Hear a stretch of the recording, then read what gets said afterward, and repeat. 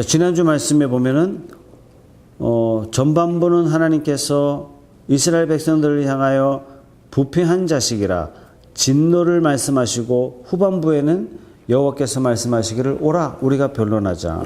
너희 죄가 주홍가 될지라도 눈과 같이 희어질 것이요 진홍 같을지라도 양털같이 희게 되리라. 하나님의 긍휼과 자비하심이 나타나 있는 것처럼 오늘 2장 말씀에도 전반부는 하나님께서 이루어 주실 소망이 소개되어 있고, 후반부는 인간의 거역으로 말미암은 절망스러운 모습이 소개되어 있는 것이 2장 후반부의 말씀이에요. 2장의 중심 구절이 시온에서부터 나온다, 이런 말씀이 나와요. 3절 말씀에 보면 율법이 시온에서 나올 것이요 여호와의 말씀이 예루살렘으로부터 나올 것임이라, 이렇게 말씀하시면서 소망의 메시지를 전달하고 있는 것입니다. 자, 이것이 디모데후서 1장 10절 말씀에 보면 신약에 이제는 우리 구주 예수 그리스도의 나타나심으로 말미암아 그는 사망을 패하시고 복음으로써 생명과 썩지 아니할 것을 드러내신지라, 이런 말씀이 있어요. 바로 구원이 여호와의 말씀이 예루살렘에서부터 나올 것임이라 라는 이 말씀이 신약에 와서 예수 그리스도로 말미암아 성취되었음을 보여주고 있는 겁니다. 율법은 어디서 주셨어요? 시내산에 주셨죠. 근데 오늘 말씀에 보면 뭐나 그러냐면 율법이 시온에서 나올 것이요, 미래형이죠. 여호와의 말씀이 예루살렘에서 나올 것이요. 자, 예루살렘이 시온이죠. 그죠? 그럼 여호와의 말씀 곧 율법이 나온다는 얘기예요. 여호와의 말씀 곧 율법이 나오는데 그게 뭐예요? 예수 그리스도예요. 오늘 후반부 2장 후반부에 보면은 이스라엘 백성들이 심판당하게 될 원인에 대해서 설명하고 있어요. 이스라엘 백성들이 왜 심판당하냐면 우상숭배의 죄를 지었기 때문에. 그럼 어떤 우상숭배의 죄를 지었느냐?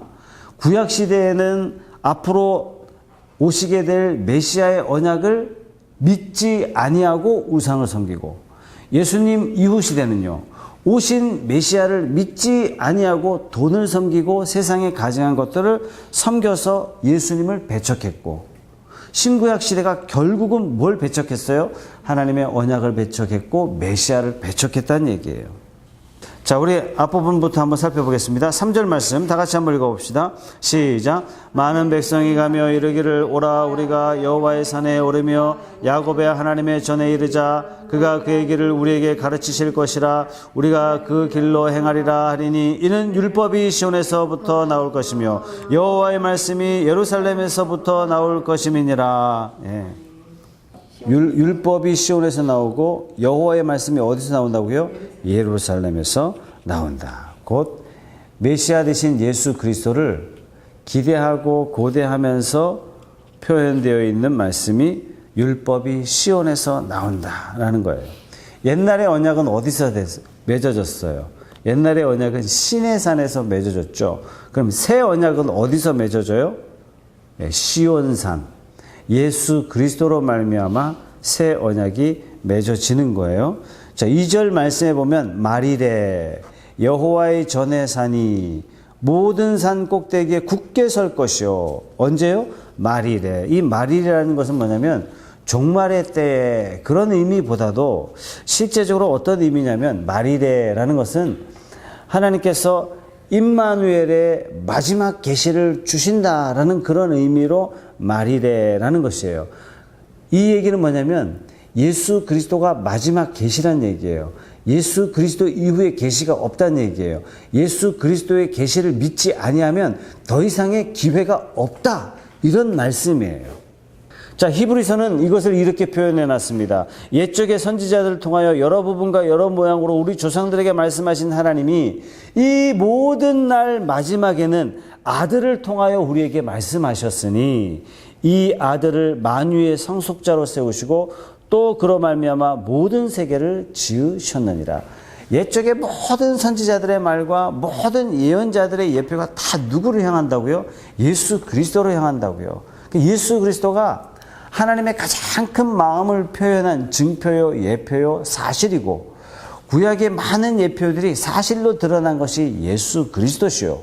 예수 그리스도 이후에는 더 이상의 이와 같은 하나님의 예언과 하나님의 말씀하심이 없다는 얘기예요. 2절 상반절 말씀에 보면 여호와의 전의 산 이렇게 말씀하고 있어요. 여호와의 전이라는 건 뭐냐면 성전을 가리키죠. 자, 솔로몬 성전은 이미 불타 없어졌어요. 포로해서 귀환한 다음에 다시 성전을 지었죠. 그것을 스룹바벨 성전이라 그래요. 자, 스룹바벨 성전이 예표적으로 다시 건설되기는 했지만 여기서 말씀하시는 여호와의 전이라는 것은 뭐냐면 예수님께서 이렇게 말씀하시죠. 너희가 이 전은 헐라 내가 사흘 만에 다시 일으키리라. 예수님이 이렇게 말씀하신 거 기억납니까? 이것은 뭐냐면 이사야가 그동안 예언한 말일에 세워질 여호와의 성전이 물리적인 건물이 아니라 말일에 세워질 여호와의 전이라는 건 뭐냐면 예수 그리스도를 말씀하시는 거예요. 성전이 뭐죠? 백성들이 양을 가지고 와서 속죄를 받아요. 예수가 뭐죠? 예수 그리스도는 누구든지 예수를 믿는 자는 예수 그리스도로 말미암아 속죄함을 받아요. 모든 성전의 모든 의식과 기구와 모든 것들은 다 누구를 궁극적으로 예표하냐면 예수 그리스도를 예표하는 거예요. 그래서 구약에 이 대선지자가 여호와의 전이라고 표현한 건 뭐냐면 신약에 와서는 예수 그리스도 이렇게 해석하면 되겠습니다. 어떻게 된다고요? 만방이 그리로 모여들 것이라. 2절의 마지막에 그렇게 소개되고 있죠. 그리스도를 따르는 모든 무리들, 모든 신약의 교회들 어떻게 해요? 산꼭대기에 설 것이요 모든 작은 산 위에 뛰어나리니 하고 산으로 다 묘사하고 있어요. 세계 중심인 여호와의 전, 세계의 중심인 예수 그리스도로 어떻게 해요? 만방이 다 모인다 그랬어요. 3절 말씀에 많은 백성이 가며. 자, 이것은 두 가지를 의미해요. 그리스도의 몸인 교회가 세계의 중심이 된다라는 그런 의미이기도 하고, 또 하나는 만방이 모여든다라는 그 의미는 뭐냐면 이제 구원의 문이 활짝 열렸다는 얘기예요. 옛날에는 구원의 문이 누구에게 국한됐어요? 이스라엘 백성들에게만 국한됐어요. 그렇죠? 이스라엘 백성들은 선민이고 이방인들은 개였단 말이죠. 그러나 예수 그리스도로 말미암아 어떤 일이 벌어졌냐면 예수의 피로 말미암아 복음의 문이 만방으로 열리게 된 거예요. 자, 이것을 이사야가 말씀을 통해서 소개하고 있는 겁니다. 왜요? 예수님이 십자가로 말미암아 성소의 휘장이 갈라졌어요. 예수님이 십자가의 죽으심으로 중간에 막힌 담을 허사, 둘이 하나 되게 하시는 십자가의 사역을 우리에게 허락하셨어요. 또한 아브라함에게 약속하셨죠. 아브라함의 너의 후손을 통해서 어떻게 천하 만민이 복을 받게 될 것이다. 이 귀한 일에 누가 쓰임 받았어요? 사도 바울이 전 세계를 다니며 이 귀한 사역에 하나님 앞에 쓰임 받은 거죠. 그래서 오늘날 교회가 세계 복음화를 위해서 헌금하고 사람을 보내고 기도하는 일들을 계속 하는 겁니다. 자, 4절 말씀해 보니까 그가 열방 사이에 판단하시며 많은 백성을 판결하시리니 무리가 그들의 칼을 쳐서 보습을 만들고. 자, 평강의 왕의 예수께서 이 땅에 오심으로 말미암아 모든 하나님의 사역이 시작되었고 재림으로 말미암아 완성될 메시아 왕국을 보여주고 있는 거예요. 우리에게 한 아기를 보내주셨죠. 평강의 왕이에요. 이 평강의 왕이 어떻게 시작해요? 베들레헴에서 사람으로 나심으로 예수님의 사역이 시작되었습니다. 자, 생각해 보세요. 지난주 1장 말씀에는 하나님이 이스라엘 백성들을 향해서 뭐라고 얘기했어요? 창기와 같다. 얼마나 하나님께서 나무라셨는지 몰라요. 너희가 사는 곳에 살인자들밖에 없다. 하나님이 이렇게 말씀하셨어요. 이게 바로 인간들의 삶의 모습이었단 말이에요. 그런데 그 땅에 뭐가 이루어진다고요? 예루살렘에서 여호와의 말씀이 나온다는 얘기예요. 곧 구원이 흘러나온대요. 어디서요? 창기가 있는 곳에 살인자들이 들끓는 그곳에서 이런 일이 일어난다는 얘기예요. 놀랍지 않습니까? 자, 세계 역사는 어떻게 나눠요? 예수님이 오시기 전 BC, 예수님 오신 후 AD. 세계 역사는 누구를 중심으로 나누냐면 예수 그리스도를 중심으로 나눠요. 하나님이 그렇게 해주신다는 얘기예요. 아니, 하나님께서 창기와 같은 성읍을 회복시키셔서 그렇게 하신다는 얘기예요. 인류의 첫사람 아담과 하와는 에덴이라는 낙원에서 어떻게 해요? 가시 나게 하고 엉겅퀴 나게 하고 저주가 임하게 만들었어요. 근데 예수님이 오셔서 어떻게 하셨어요? 다시 사망이 없고 다시 저주가 없는 새 하늘과 새 땅을 만들어 가시는 거예요. 이게 어떻게 가능한가? 시온과 예루살렘에서 여호와의 말씀이 나온다. 여호와의 말씀이 나와서 이것이 가능하게 된다라고 말씀해 주시고 계신 겁니다. 자, 두 번째 단원의 중심 구절은 8절 말씀인데 8절 말씀을 같이 읽어봅시다. 시작. 그 땅에는 우상도 가득하므로 그들이 자기 손으로 짓고 자기 손가락으로 만든 것을 경배하여. 자, 첫 번째 단원은 뭐냐면 이스라엘 백성들이 창기와 같고 살인자와 같은 곳이라고 하나님께서 그렇게 진노하시며 말씀하셨지만 하나님이 뭐라고 말씀하세요? 예루살렘에서 구원이 나온다라고 하나님이 약속하세요. 어떻게 이런 일이 이루어질 수 있느냐 말이에요. 왜? 하나님의 말씀이 그렇게 하시는 거예요. 자, 그런데 두 번째 단원에서는 또다시 하나님께서 뭘 말씀하시냐면 이 이스라엘 백성들이 장차 심판을 당하게 될 것을 말씀하시는데 심판을 받는 그 근본적인 원인을 무엇이라고 말씀하시냐면 첫째, 하나님을 배반했다. 둘째, 우상 숭배했다. 물론 같은 표현이죠. 그래서 6절 말씀에 어떤 표현을 하고 있어요? 가득한 동방 풍속 술객. 8절 말씀에 가득한 우상, 16절 말씀에 조각물, 20절 말씀에는 은우상, 금우상, 이런 것들이 많이 표현된 건 뭐냐면 이스라엘 백성들이 그만큼 우상 숭배를 많이 했고 그만큼 하나님의 언약에서 멀리 떨어져 있었다라는 것을 보여주고 있어요. 자, 첫 번째 단원의 핵심은 시온의 영광이 빛나는 아침이라면 이 후반부는 뭐냐면은 사람들이 암혈과 토굴로 들어가서 숨어있는 사람들이 암혈과 토굴로 들어가서 숨는 죄악으로 어두워진 밤을 보여주고 있는 것이 후반부 말씀이라 할 수 있습니다. 자, 6절 말씀 다 같이 읽어봅시다. 시작. 주께서 주의 백성 야곱 족속을 버리셨음은 그들에게 동방 풍속이 가득하며 그들이 블레셋 사람들 같이 점을 치며 이방인과 더불어 손을 잡아 언약하였음이라. 주께서 주의 백성 야곱 족속을 버리신 이유는 뭐냐면 바로 이거예요.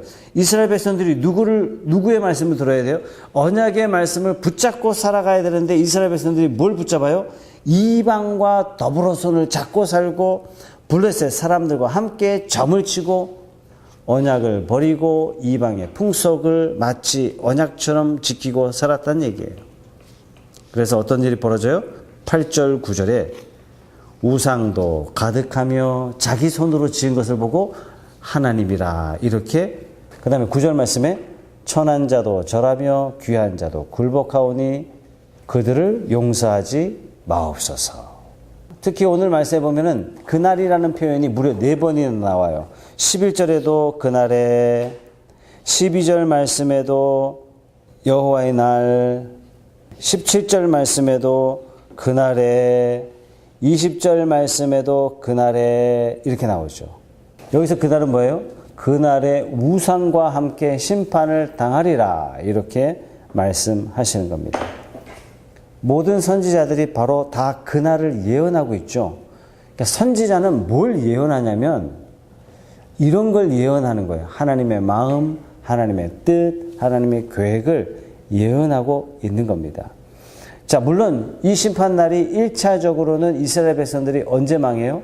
바벨론에 의해서 포로로 끌려가게 될 것을 예언하시면서 그날을 1차적으로 그 날로 해석을 하고 두 번째는 궁극적으로 여호와께서 온 땅을 진동하사 최후 심판의 날을 선언하는 것이 바로 그날입니다. 그래서 어떻게 돼요? 19절 말씀에 사람들이 암혈과 토굴로 들어가서 여호와께서 땅을 진동시키시려고 일어나실 때에 이렇게 말씀하세요. 또 오늘 2장 말씀에는 영광을 피할 것이라 이게 3번이나 나와요. 방금 읽은 19절 말씀에도 영광을 피할 것이라 이렇게 나오죠. 10절 말씀 보세요. 10절 말씀에도 그 광대하심의 영광을 피하라. 21절 말씀에도 그 광대하심의 영광을 피하라. 하나님을 피하는 자가 혹 기회가 있다 이렇게 말씀하고 있지만 이건 불가능한 겁니다. 자, 22절 말씀에 다 같이 읽어보죠. 시작. 너희는 인생을 의지하지 말라. 그의 호흡은 코에 있나니 새말가치가 어디 있느냐. 인생을 의지하지 말라. 그러면서 오늘 2장 말씀을 마치고 있는 거예요. 인생을 의지하지 말라. 무슨 뜻이에요? 지금 이스라엘 백성들이 살려고 누구를 의지해요? 애굽을 의지하고 있고 바벨론을 의지하고 있고 아수르를 의지하고 있는 거예요. 너희들 이방을 의지하지 말라. 우상을 의지하지 말라. 한결같이 선지자들은 이렇게 경계하고 있는 거예요. 왜요? 이스라엘 백성들은 하나님이 지키는 백성이요. 이스라엘 속에 누가 나와요? 선민 이스라엘 속에 메시아 되신 예수 그리스도가 장차 나실 선민이기 때문에 너희가 이방을 섬기고 이방을 의지할 백성들이 아니다. 이방을 의지한다는 건 뭐죠? 인본주의, 인본주의. 그래서 성도는 인생을 의지하지 말아야 됩니다. 하나님의 백성들이 다른 죄도 아닌 우상숭배에 빠지는 이유가 뭔지 아세요? 7절 말씀에 다 같이 읽어보죠. 시작. 그 땅에는 은금이 가득하고 보화가 무한하며 그 땅에는 마필이 가득하고 병거가 무수하며. 뭐라고 이야기해요? 땅을 바라보니까 은금이 많고 말도 많고. 말이 많다는 얘기는 뭐예요? 군사적으로 의지할 게 많다는 뜻이에요. 그러니까 눈으로 보기만 해도 어떤 마음이 드냐면 야, 여기가 축복의 땅인갑다 이렇게 생각하는 거예요. 혹시 가슴이 철렁 내려앉지 않습니까? 오늘날 이 시대가 그래요. 그리스도인이 세상을 바라보면 야, 종말이 안 왔으면 좋겠다. 이곳이 바로 천국이 아닌가. 이렇게 우리가 바라본다면 우리가 여호와를 의지함이 아니라 당시 하나님께서 진노하셨던 그 이스라엘 백성들과 같이 우리 또한 세상을 의지하는 어리석은 자와 똑같아지는 것입니다. 이때 당시에 열방은 부강한 나라들이었어요. 그런데 이 부강함이 우상이 가져다 준 것으로 생각했어요. 왜? 당시는 다 종교 국가였기 때문에. 전쟁 나가면 어떻게 해요? 자기들이 모시는 신을 끌고 나가요. 그 신에게 제사를 지내고 전쟁에 나가요. 그러니까 전쟁에 이기면 누구 탓이다? 예, 신의 탓이다. 여러 열방들을 보니까 강대국들이 있는데 이 강대국들을 보면서 이스라엘 백성들의 마음이 다 높고 그들이 믿는 우상을 섬기려 했다는 얘기예요. 그들의 신은 강하고 그들의 신은 부하다. 이렇게 이스라엘 백성들이 믿었던 것입니다. 다시 말해서 언약의 백성들이 하나님이 약속하신 말씀을 딱 붙잡지 않고 뭘 붙잡아요? 세상에 눈이 팔려 있는 거예요. 오늘날 우리도 마찬가지예요. 하나님 말씀에 사로잡혀 있지 않으면 세상의 유혹에 흔들리는 거예요. 마치 세상이 축복인 것 같고 세상이 생명인 것 같고 세상이 기회인 것처럼 느끼며 살아갈 수밖에 없는 것이 오늘날 시대예요. 그렇게 자꾸 예수 믿으면서 부귀영화로 꿈꾸고 있다면 그 사람은 누구보다도 쉽게 바로 이 시대에 이 선민이 시험에 쉽게 빠졌던 것처럼 그 사람도 쉽게 시험에 빠질 수 있는 것입니다. 오늘날 교인들이 정말 조심해야 해요. 깨어 근신하지 아니하면 이스라엘 백성들과 같이 세상의 부귀영화 속에 마치 신이 있는 것처럼 금을 섬기고 집을 섬기고 명예를 섬기는 어리석은 자가 될 수밖에 없다는 것입니다. 그래서 골로새서 3장 5절의 말씀은 이렇게 말씀하세요. 그러므로 땅에 있는 지체를 죽이라. 곧 음란과 부정과 사욕과 악한 정욕과 탐심이니 탐심은 곧 우상 숭배니라. 이때 당시에는 이스라엘 백성들이 어리석어서 우상을 섬긴 게 아니에요. 성경 읽어보면 이 사람들이 말이야 하나님 진실하게 섬기지 왜 자꾸 삐딱한 길로 자꾸 나가지? 이게 손가락질할 문제가 아닌 거예요. 내가 교회에 와서 하나님께 황금을 달라 그러고 부귀영화를 내게 달라고 이것이 우리 삶의 1순위의 기도 제목이 되어 있다면 나는 여전히 부패한 이스라엘 백성과 선민이었지만 하나님을 버리고 마치 창기와 살인자와 같이 살아갔던 이스라엘 백성과 하등에 다를 바가 없는 삶을 사는 것입니다. 물질이 풍부한 이 시대에 저와 여러분들이 택한 백성으로서 하나님의 말씀의 빛을 꾸준히 따라가는 하나님의 진실한 백성, 남은 백성으로 이 땅을 살아가기를 주님의 이름으로 축복합니다. 이 시간 한번 통성으로 기도하겠습니다. 여호와의 말씀이신 예수 그리스도를 따라가는 주님의 귀한 성도가 되게 하옵소서. 주님의 참 교회가 되게 하여 주시옵소서. 부패한 시대 가운데 말씀의 빛을 드러내는 하나님의 축복의 통로가 되게 하여 주시옵소서. 한번 통성으로 기도하겠습니다.